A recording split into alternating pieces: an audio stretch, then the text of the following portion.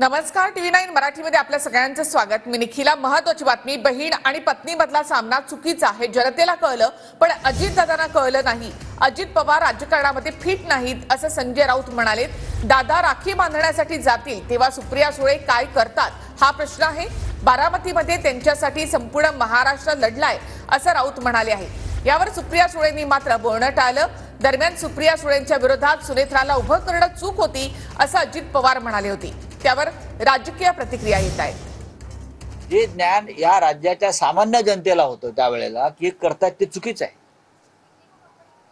बारामतीमध्ये भाऊ बहीण विरुद्ध पत्नी हा सामना चुकीचा आहे हे महाराष्ट्रातल्या सामान्य जनतेला कळत होतं।